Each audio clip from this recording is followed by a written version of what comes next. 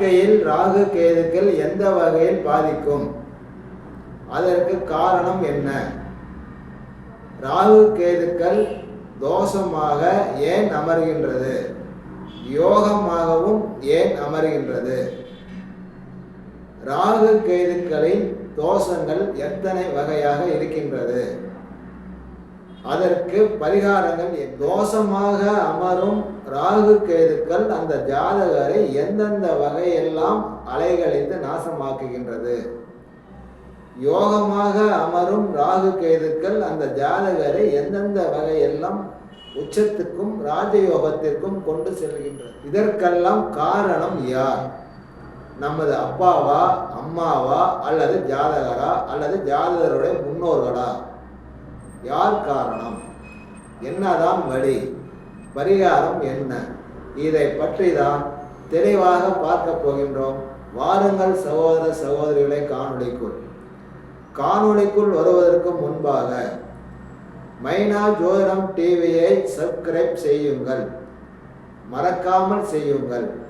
உங்களுடைய அன்பையும் ஆதரவையும் தந்தருளுமாறு உங்களை பணிவோடு முதலில் ராகு கேதுக்கள் என்றால் என்ன என்பதை 9 கிரகங்களில் சந்திரன் மட்டும் பூமியை சுற்றுகின்றது.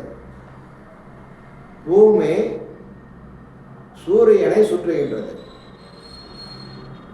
சந்திரன் பூமியை சுற்றி வரும்போது வட திசையை நோக்கி நகரும் பொழுது பூமி, சந்திரன், சூரியன் 3 கிரகங்களும் நேர்கோட்டில் சந்திக்கும் வேளையில் ஒரு நிழல் புள்ளி உருவாகின்றது. அந்த நிழல் புள்ளிதான் ராகு என சித்தர் பெருமக்கள் வரையறுத்துள்ளார்கள்.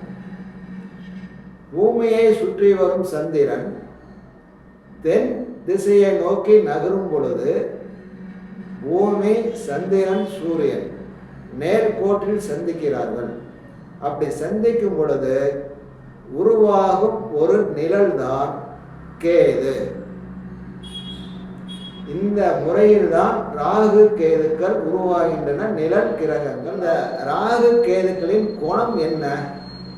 ஒரு மனித வாழ்வில் ராகுவோ கேதோ எந்த வகையில் அவருடைய குணத்தை நிர்ணயிக்கின்றது? ராகுவோட குணம் என்ன? சிற்றின்பம், பெண் போகம், போதை, வேதனைக்கு மாறாக இயற்கைக்கு எதிரான வழிகளிலெல்லாம் சென்று தன்னுடைய சுகபோகத்தை ஆண்டு அனுபவித்து இறுதியில் சிறைவாசம். இது ராகுவோட குணம். கேதோட குணம் பேரின்பம், பொது நலம், சாதனைகள், மக்களுக்காக, மக்களின் நலனுக்காக ஆராய்ச்சி செய்தல், ஆராய்ந்து கண்டுபிடித்து அவர்களுக்கு பயன்பாட்டுக்கு யோகம். யோகம் என்றால் தன்னைத்தானே அறிதல், தியானம், யோகாசனம், மனத்திற்கும் உடலுக்கும் பயிற்சிகள் என யோகம். இறுதியில் பிரம்மச்சாரியம் அல்லது வனவாசம். இது ராகு கேதுக்கள் ஒருவரின் வாழ்க்கையை எப்படி பாதிக்கிறது? மனிதனை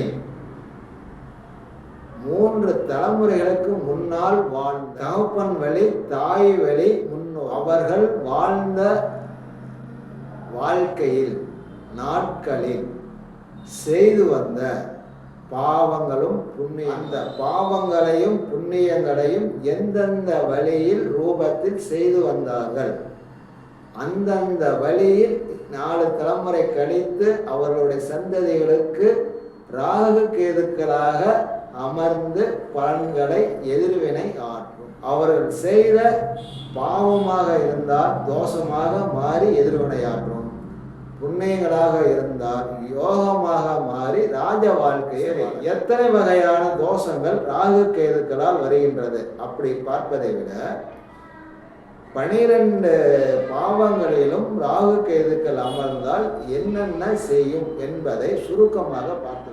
லக்கணம் என்கின்ற 1வது இடம் ஜாதகரின் வாழ்க்கை துணையை.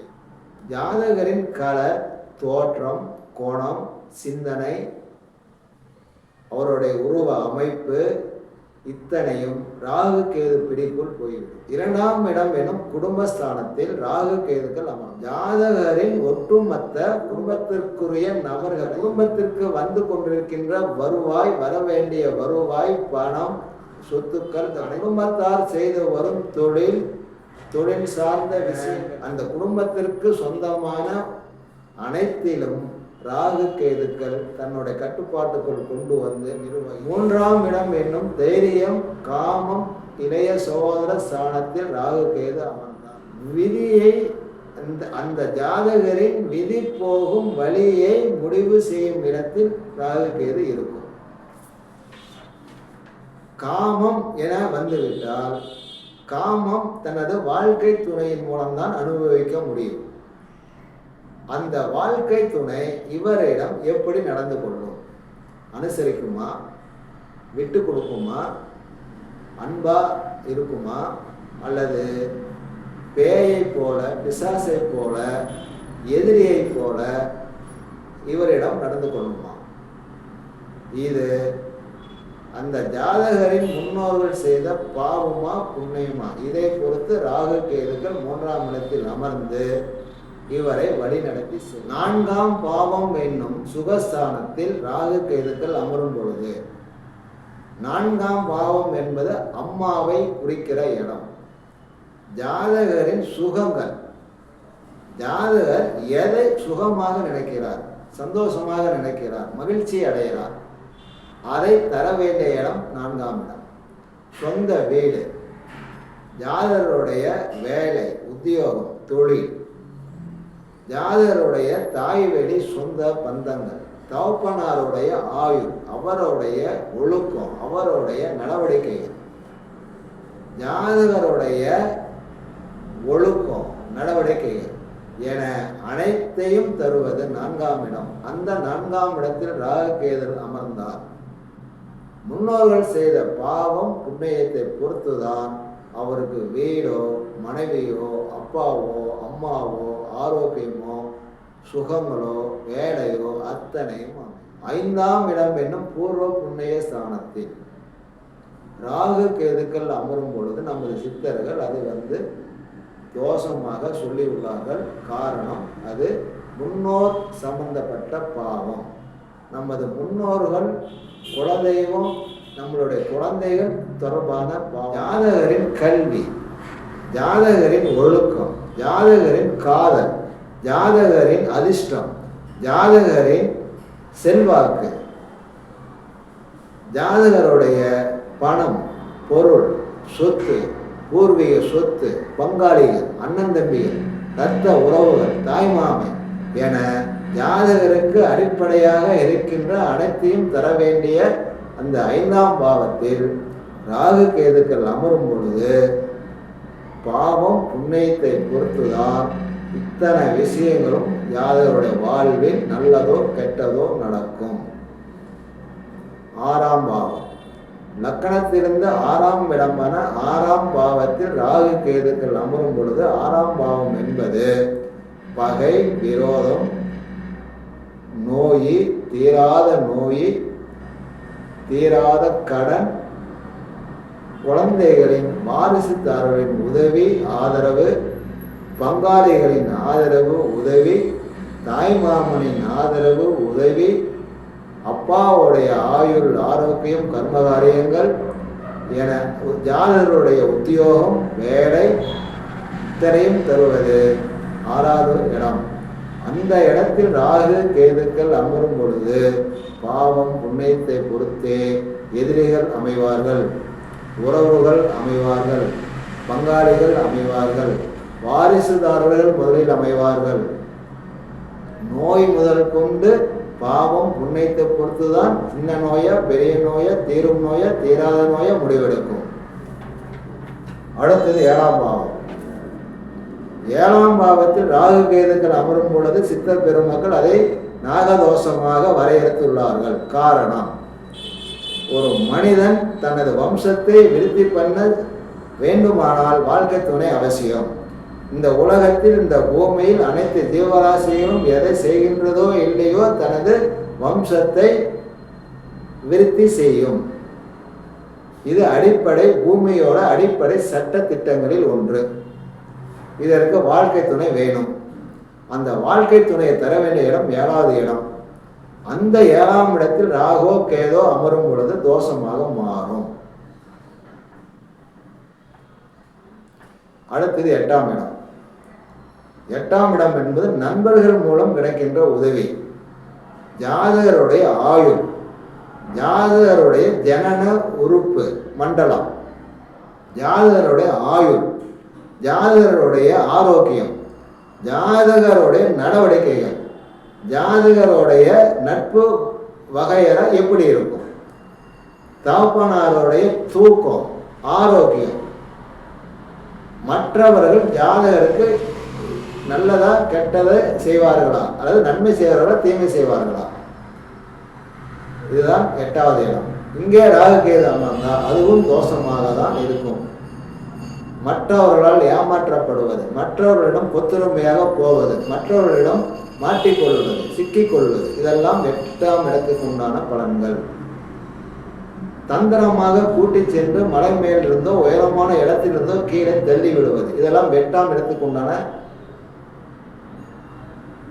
பலன்கள்.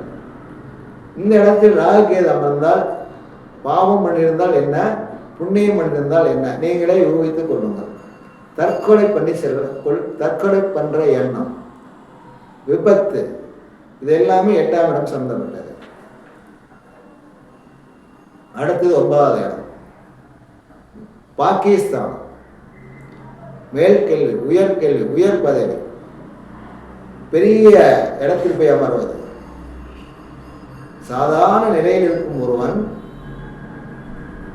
ஒரு மிகப்பெரிய நிறுவனத்தின் தலைமை அதிகாரியாக போய் அமர முடியும், சிஇஓவாக அமர முடியும் என்றால் 9ஆம் இடம் சரியாக அமைந்தால் முடியும். அதற்கு முன்னோர்கள் எவ்வளோ புண்ணியங்கள் பண்ணியிருந்தால் அந்த இடத்திற்கு கொண்டு போய் நிறுத்தும். அந்த இடத்தில் ராகு கேது அமர்ந்தால் பாவம் புண்ணியத்தை பொறுத்து நீ உச்சாணி கொம்பில் இருந்தாலும் பாவம் பண்ணியிருந்தால் கீழே இறக்கி விட்டுரும். அதை நீ கீழே கடந்தினால் புண்ணியம் பண்ணியிருந்தாலும் முன்னோர்கள் உச்சாணி கொம்பிற்கு கொண்டு போய் உட்கார வைத்துவிடும். ராகு கேதுக்கள் இந்த வேலையை செய்யும். அடுத்தது 10வது இடம் தொழில் ஸ்தானம். ஜாதகர் செய்கிற அனைத்து காரியங்களும், அவர் தூங்குறது, நடக்கிறது, பேசுறது, சிரிக்கிறது, நடமாட்டம், நட உட பாவனை, போக்குவரத்து, அவர் என்ன காரியம் செய்கின்றார் அந்த காரியத்தின் வெற்றி தோல்விகளை நிர்ணயிக்கிற இடம் 10வது இடம். மனைவியோடு அல்லது கணவனோடு அன்போடு அனுசரணையோடு விட்டு கொடுத்து போகும் இடம் 10வது இடம். பாவம் அதிகமாக இருந்தால் கணவன் மனைவிக்குள் வாக்குவாதங்களும் தகராறுகளும் முற்றி பிரிவினை விவாகரத்து வரைக்கும் கொண்டு போய் இட்டு செல்வது 10வது இடம். அதே புண்ணியம் அதிகம் இருந்தால் எவ்வளோ மோசமான தவறான நபர்களாக இருந்தாலும் கூட மனைவியையோ கணவனையோ விட்டு கொடுக்காமல் அரவணைத்து அன்பு செலுத்தி கூடவே கடைசி வரைக்கும் கொண்டு செல்லும் இடம் 10வது இடம்.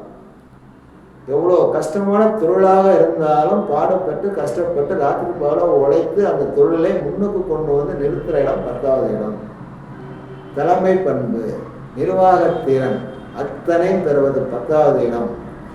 தகப்பனாருக்கு தகப்பனார் தாயாரின் இறுதி கடமைகளை காரியங்களை தவறாமல் செய்ய வைக்கும் இடம் 10வது இடம். அந்த இடத்தில் ராகு கேது அமரும் பொழுதுதான் முன்னோர்கள் அதிக அளவில் பாவம் பண்ணியிருந்தால் தாய் தகப்பனை கவனிக்காமல் தன் கடமையை செய்யாமல் ரோட்டில் விட்டு விடுவதும், அவருடைய இறுதி உயிர் பிரியும் நேரத்தில் கூட நான் வரமாட்டேன் என முரண்டு பிடித்து நிற்பதும் நடக்கும்.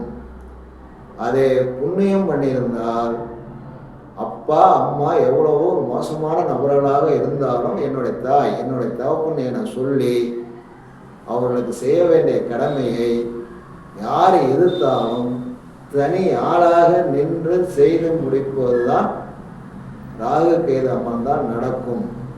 புண்ணியம் பண்ணியிருந்தால் மட்டுமே. அடுத்தது 11வது இடம். 2வது மனைவி, 3வது மனைவி, 4வது மனைவி, எங்கே போனாலும் சிநேகிதர்கள், தெரிஞ்சவர்கள், உறவுகாரர்கள், நண்பர்கள், எங்கே போனாலும் சுகம், ஆடம்பர வாழ்க்கை, சுகபோகம், சந்தோஷம், என்னுடைய சுகம், என்னுடைய சுயநலம், என்னுடைய சொத்து, என்னுடைய பொருள், எனக்கு வேணும், எனக்கு வேணும், சொத்துக்களாக சம்பாதிச்சு கொண்டே போவது, வீடுகளாக கட்டி கொண்டே போவது, அல்லது குடியிருக்க ஒரு 10 அடி இடம் இல்லாமல் பிளாட்பாரத்திலோ, ரோட்டிலோ அல்லது வாடகை வீட்டிலோ சுற்றுவது. ராகு கேது அமர்ந்தால் புண்ணியத்தின் பாவத்தின் அளவுப்படி சொந்த வீடோ அல்லது இல்லையோ நடக்கும். 12ஆம் இடம் தூக்கம், நிம்மதி, சந்தோஷம், கணவன் மனைவி தாம்பத்தியம் செய்கிற இடம், யாதவர் தூங்குற இடம்,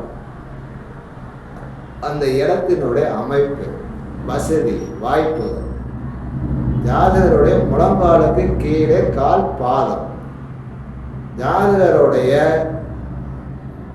குடும்பத்தின் மேல் இருக்கும் பற்று, பாசம், ஜாதகர் குடும்பத்தோடு இருப்பாரா, வனவாசம் செல்வாரா, இது எல்லாமே 12ஆம் இடம் முடிவு செய்யும்.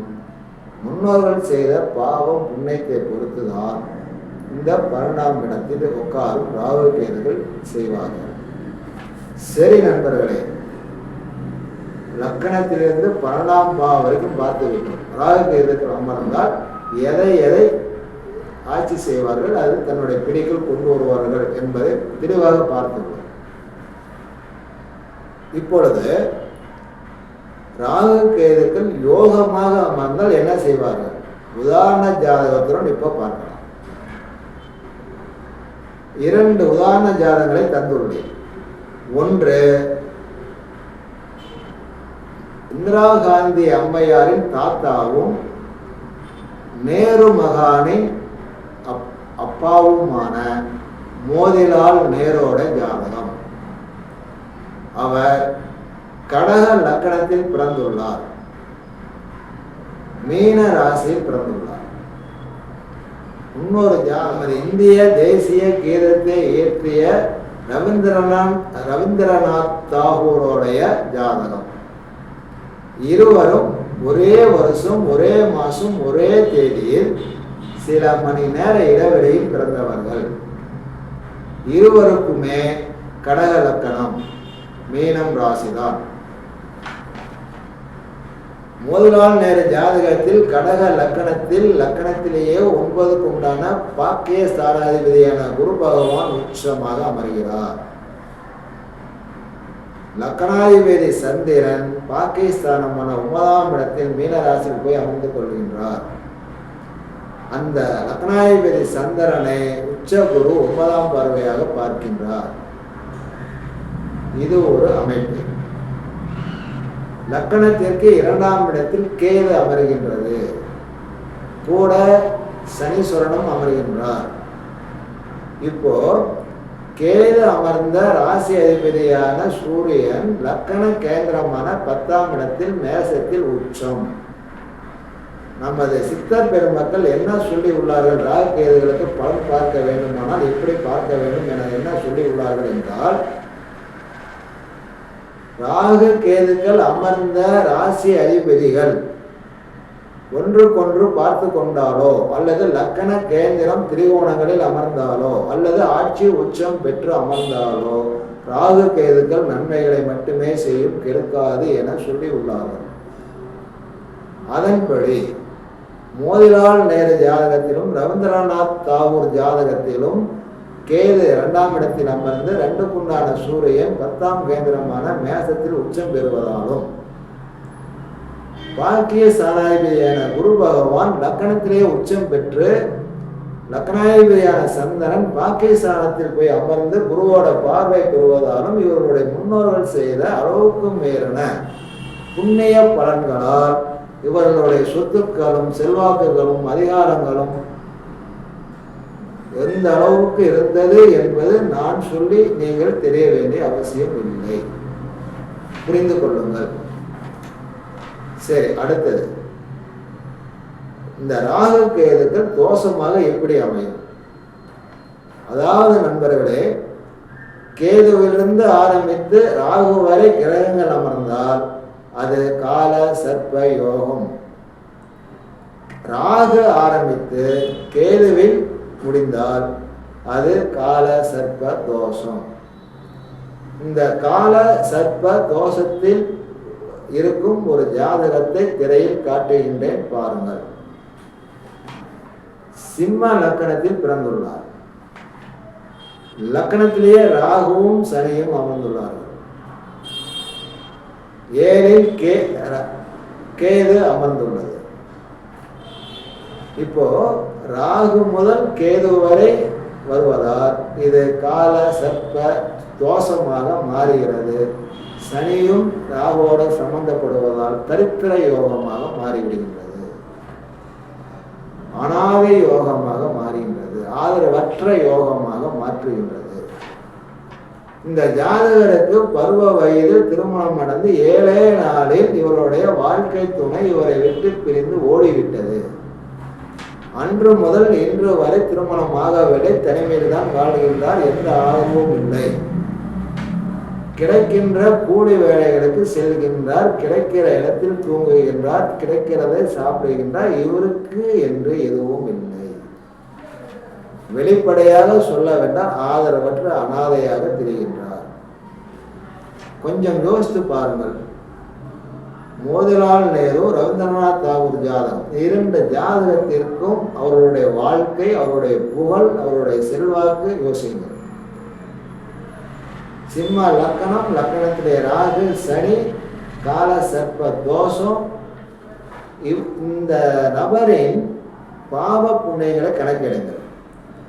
மோதிலால் நேரோட ஜாதகத்தில் பாகிஸ்தானாதிபதி குரு லக்கணத்திலே உச்சமானதால் புண்ணிய பலன் அதிகமாக இருந்ததால் அந்த செல்வாக்கும். இந்த ஜாதகரின் பாகிஸ்தானாதிபதியான செவ்வாய் லக்கணத்திற்கு 8ஆம் இடத்தில் நீச்ச புதனுடன் மறைந்து போகின்றார். பூர்வ புண்ணிய ஸ்தானாதிபதியான குரு லக்கணத்துக்கு விரயத்தில் மாந்தியோடு சேர்ந்து உச்சமாகிறார், விரயத்துக்கு போய்விடுகின்றார். துளி அளவு கூட புண்ணியம் செய்யாத வம்சாவளி. இன்னும் குறிப்பாக சொல்ல வேண்டும் என்றால், குரு பகவான் மாந்தியோடு சேர்ந்து விரயத்துக்கு போகும் பொழுது, 2க்கு உண்டான புதன் நீச்சத்தில் அடையும் பொழுது, சிறு குழந்தைகளை லக்கணத்திலேயே சனியும் ராகுவுமாக சேர்ந்து அமரும் பொழுது அடுத்தவர்களின் தவறான உற்பத்தியான கருவை மூலிகை மருந்துகள் மூலம் அழித்து அதன் மூலம் வருவாய் ஈட்டி ஜீவனம் பண்ணன வம்சாவளியை சேர்ந்த ஜாதகர் இந்த ஜாதகர்.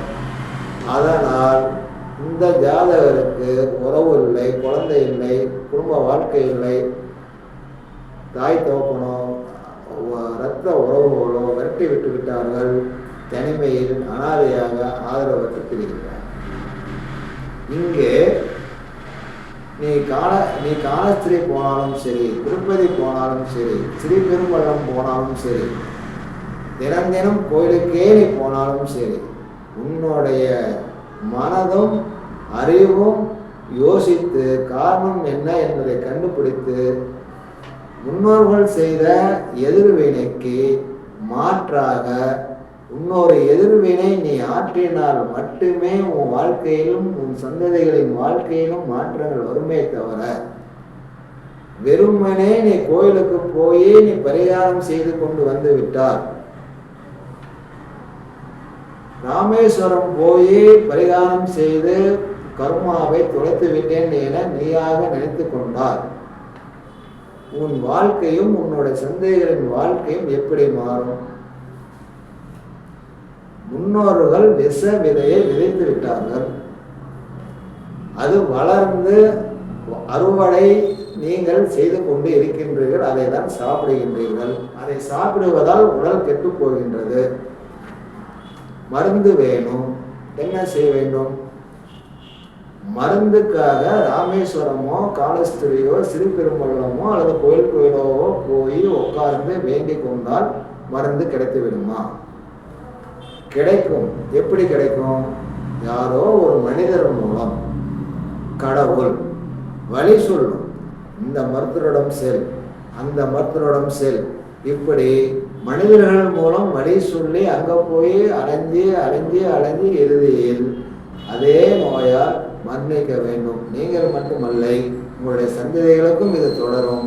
உதாரணத்துக்கு, உங்களுக்கு காலசர்ப்ப தோஷம் இருந்தால் உங்கள் அப்பாவுக்கும் இருந்திருக்கும், உங்கள் தாத்தாவுக்கும் இருந்திருக்கும், உங்கள் முப்பாட்டனுக்கும் இருந்திருக்கும், நீங்கள் பெக்க போகிற குழந்தைக்கும் இருக்கும். ஏன் தொடர்ந்து வந்து கொண்டிருக்கின்றது? யாரும் கோயிலுக்கு போகவில்லையா? யாரும் பரிகாரமே செய்யவில்லையா? உங்களை விட அதிகமாக உங்கள் அப்பா தாத்தா செஞ்சிருப்பார்கள். ஏன் நிற்கவில்லை? நிற்காது. காரணம், விஷ விதையை விதைத்து விட்டார்கள், வளர்ந்து விட்டது, அறுவடை செய்து கொண்டு இருக்கின்றீர்கள். அதற்கு உண்டான மருந்து, அந்த மருந்துக்கு உண்டான விதையை நீங்கள் இப்ப விதைக்க வேண்டும். உங்கள் தாத்தா விதைத்திருக்க வேண்டும். ஆனால் உங்கள் தாத்தாவுக்கு வழி சொல்லவோ வழிகாட்டவோ யாரும் இருந்திருக்க மாட்டார்கள். அப்பா அந்த வேலையை செய்திருக்க வேண்டும். அப்பாவுக்கும் வழி சொல்ல ஆள் இருக்காது. பரிகாரம் செய்ய அங்கே போ இங்கே போ எனதான் சொல்லியிருப்பார்கள். நீங்கள் செய்திருக்க வேண்டும். உங்களுக்கும் வழிவகை தெரிந்திருக்காது. அதனால் நண்பர்களே, பெண் வழி சாபம், மண் வழி சாபம், பொன் வழி சாபம், இந்த மூணால் தான் ஒரு மனிதன் சாபத்தை வாங்கும். பெண்ணால், மண்ணால், பொன்னால். உங்கள் முன்னோர்கள் எதில் பாவத்தை தேடி வைத்துள்ளார்கள் அதை தெரிந்து கொண்டு, உதாரணத்துக்காக நான் கொடுத்துக்கிற 3வது ஜாதகமான அந்த கால சர்ப்ப தோஷ ஜாதகத்தில் கருவில் இருக்கும் குழந்தைகளை, அதாவது தவறாக உற்பத்தியான கருவில் இருக்கும் குழந்தைகளை மூலிகை மருந்து மூலம் அளித்தது. அதன் மூலம் ஊதியம் பெற்றது. அந்த ஊதியத்தை வைத்து தானும் தனது சந்ததிகளும் ஜீவனம் செய்தது. இதுதான் இந்த ஜாதகருடைய முன்னோர் செய்த பாவம். அது ஒரு வினை. இப்போ எதிர்வினை ஆற்ற வேண்டும். விஷ விதையை விதைத்து விட்டார். இப்போ அதுக்கு மருந்துக்கு உண்டான விதையை இந்த ஜாதகர் விதைக்கணும். என்ன விதைக்கணும்? எதிர்வினை ஆற்றணும். அதாவது இந்த ஜாதகர் என்ன செய்ய வேண்டும் என்றால், ஆதரவற்ற ரோட்டில் வீசப்படும் பச்சிளம் குழந்தைகள், எய்ட்ஸ் நோயால் உயிருக்கு போராடி கொண்டிருக்கும் ஆதரவற்ற அனாதை குழந்தைகள், மருந்தே இல்லாத புற்றுநோயால் அல்லது வேற நோய்களால் உயிருக்கு போராடி கொண்டிருக்கும் குழந்தைகள், பச்சிளம் குழந்தைகள். அந்த ஆதரவற்ற பச்சிளம் குழந்தைகளுக்கு இவருடைய உழைப்பின் மூலியமாக வந்து கொண்டிருக்கும் காசையோ பணத்தையோ பொருளையோ சொத்தையோ தர்மமாக, தானமாக, மருந்து மாத்திரைகளாக, வைத்திய செலவுகளாக இவர் செய்து கொண்டு வந்தார். குறிப்பாக திதி பரிகாரத்துக்கு திதி நன்கு வேலை செய்யும். ஒருவர் உதாரணத்திற்காக வளர்ப்பிறை சதுர்த்தி திதியில் பிறக்கிறார் என்றால், அதே வளர்ப்பிறை சதுர்த்தி திதியில் தான் இறப்பார். திதி கரெக்டாக வேலை செய்யும். அதனால் ஒவ்வொரு மாதமும் வருகின்ற பிறந்த திதி அன்று உங்கள் முன்னோர்கள் எந்த வகையில் எந்த வழியில் பாவத்தையோ தேடினார்களோ அதே வழியில் நீங்கள் சென்று பணமாக தரக்கூடாது. பணமாகவோ எந்த காரணத்தை கொண்டும் பணமாக தந்தால் அது தர்மத்தில் சேராது. அந்த நபருக்கு அப்பொழுது என்ன தேவையோ அந்த தேவைக்குரிய உணவா, உடையா, மருந்தா, மாத்திரையா, வேற உதவியா நீங்கள் செய்ய வேண்டும்.